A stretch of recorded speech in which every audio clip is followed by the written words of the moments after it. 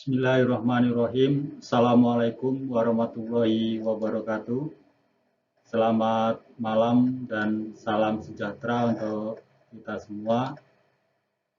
Mudah-mudahan pada kesempatan malam hari ini kita selalu diberi kesehatan, kekuatan, kesabaran, dan harapan kita semua persebaran COVID-19 yang saat ini sedang melanda negara kita bisa segera terselesaikan, bisa segera dihentikan agar aktivitas di negara kita bisa stabil kembali seperti yang dulu. Selamat datang di PKBM Widya Utama dalam pembelajaran daring. Pada malam hari ini kita akan belajar modul IPS, masih melanjutkan di pertemuan yang lalu, masih modul 12. Kalau kemarin kita bicara tentang unit 1, politik ekonomi negara pilihan. Pada malam hari ini kita akan bahas tentang politik ekonomi Orde Baru sampai dengan era reformasi. Mudah-mudahan teman-teman masih ingat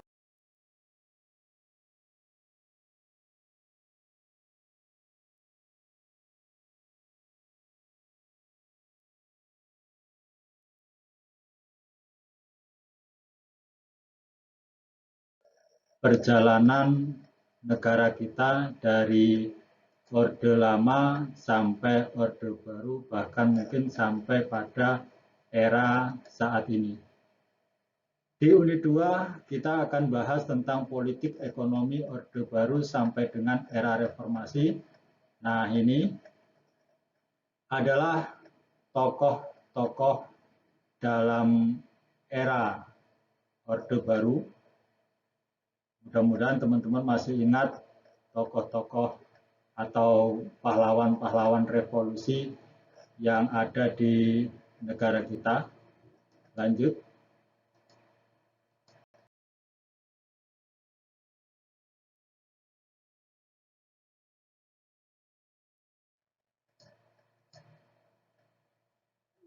Selanjutnya, yang A, politik masa Orde Baru. Dalam era Orde Baru merupakan masa pemerintahan sejak diterbitkan Surat Perintah 11 Maret 1966 atau biasa yang disebut dengan Super Semar. Saya ulang, di Orde Baru merupakan masa pemerintahan sejak diterbitkan Surat Perintah 11 Maret 1966 atau yang sering disebut dengan Super Semar, hingga masa jatuhnya Presiden Soeharto. Orde Baru ini biasanya disebut juga dengan era Soeharto. Soeharto merupakan presiden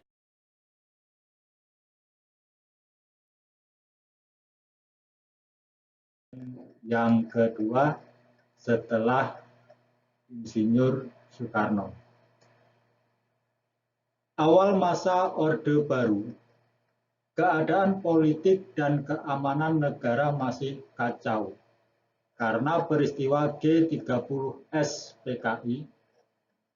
Mudah-mudahan teman-teman semua masih ingat peristiwa G30S PKI, walaupun saat ini jarang sekali diputar, jarang sekali ditonton. Mudah-mudahan peristiwa G30S PKI masih tetap terekam di benak kawan-kawan sekalian. Rakyat melakukan demonstrasi menuntut agar Partai Komunis Indonesia atau PKI beserta organisasi massanya dibubarkan serta tokoh-tokohnya diadili. Jadi di era itu masyarakat Indonesia itu melakukan unjuk rasa, melakukan demonstrasi menuntut agar Partai Komunis yang ada di Indonesia, yaitu Partai PKI, Partai Komunis Indonesia, itu dibubarkan dan tokoh-tokohnya bisa diadili.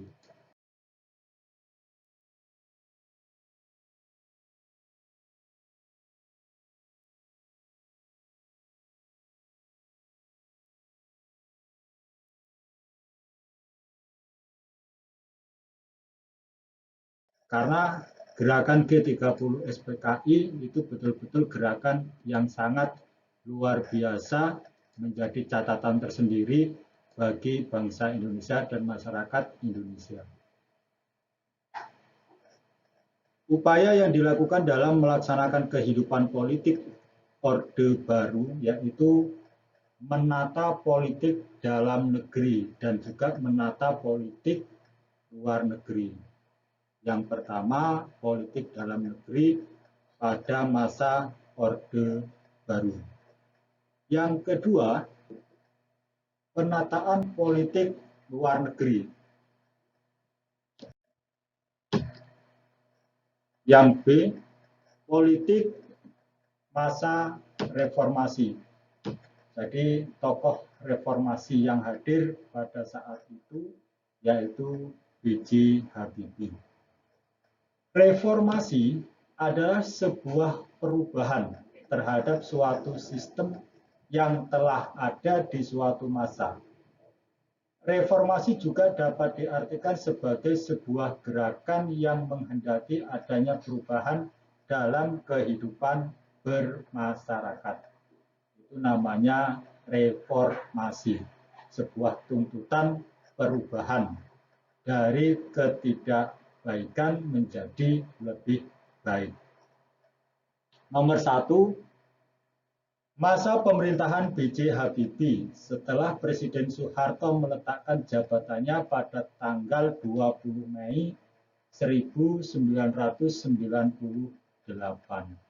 karena didemo oleh rakyat Indonesia.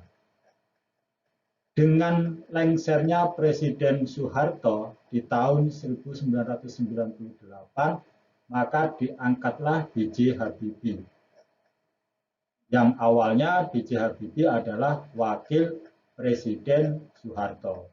Sebagai pengganti menjadi Presiden ketiga Republik Indonesia, B.J. Habibie hanya sementara menjabat sebagai presiden itu hanya sementara, yaitu selama 1 tahun 5 bulan.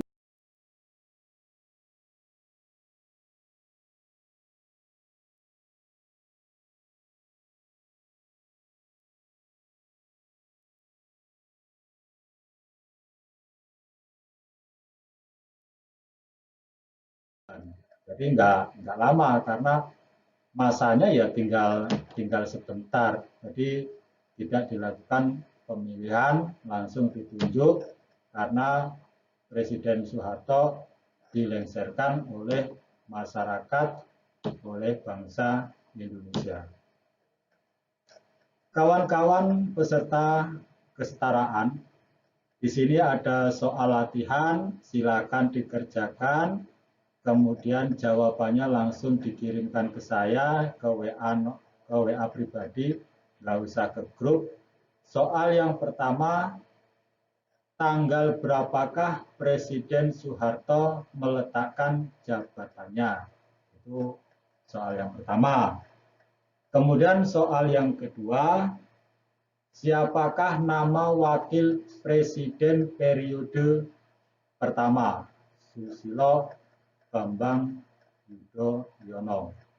Jadi saya ulang pertanyaan yang kedua, siapakah nama wakil presiden periode pertama? Jadi ada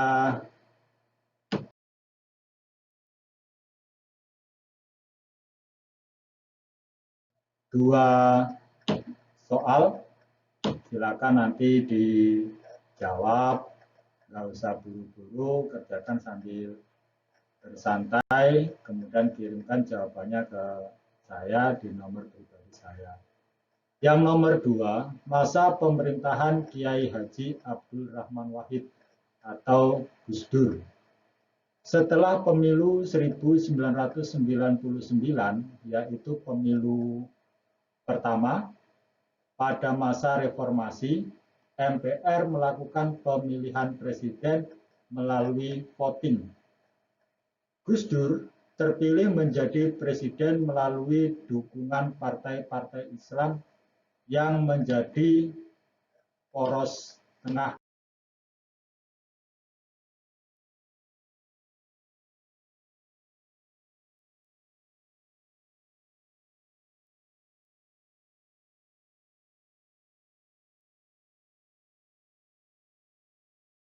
di era itu. Yang ketiga, masa kepemimpinan Megawati Soekarno Putri. Kepemimpinan Gus Dur tidak berlangsung lama. Ia harus mundur dari jabatannya pada tanggal 23 Juli 2001. MPR yang saat itu dipimpin oleh Amin Rais atas usulan DPR mempercepat sidang istimewa MPR. MPR menilai bahwa Presiden Gus Dur melanggar TAP MPR nomor 7 /MPR /2000 dan kebijakannya yang kontroversial. Akhirnya Presiden Gus Dur dimakzulkan atau dilengsarkan.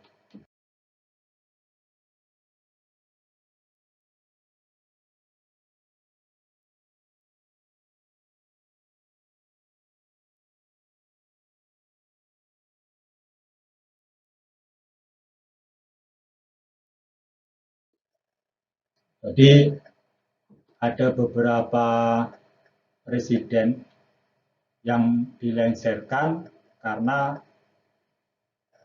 menurut beliau-beliau, menurut masyarakat Indonesia itu tidak pas, tidak sejalan, tidak seide atau seperti apa. Yang jelas dari Pak Soeharto dilengsarkan, kemudian Gus Dur juga dilengsarkan. Selanjutnya yang nomor 4, masa kepemimpinan Susilo Bambang Yudhoyono. Pemilihan presiden secara langsung oleh rakyat dilaksanakan 5 Juli 2004. Pilpres pertama yang diikuti oleh 5 pasangan, Susilo Bambang Yudhoyono atau SBY dengan wakilnya Yusuf Kala terpilih menjadi presiden dan wakil presiden pilihan rakyat yang pertama. Ini pemilu yang pertama. Susilo Bambang Yudhoyono menjabat presiden selama 2 periode, yaitu tahun 2004 sampai 2009 dan 2009 sampai 2014.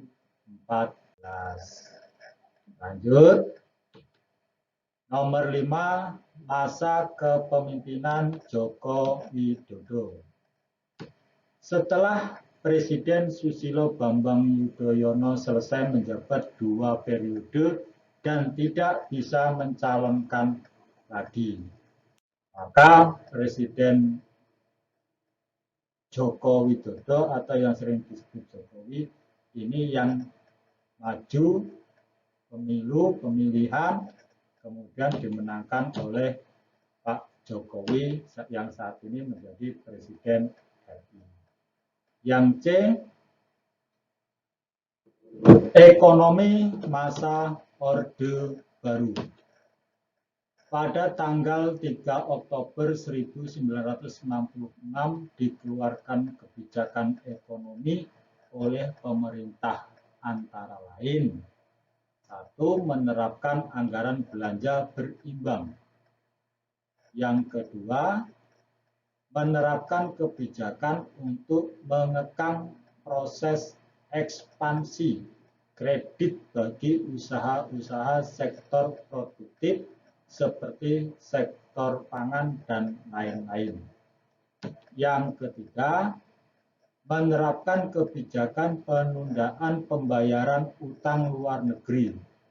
Yang keempat, menerapkan kebijakan penanaman modal asing untuk membuka kesempatan bagi investor luar untuk turut serta dalam pasar dan perekonomian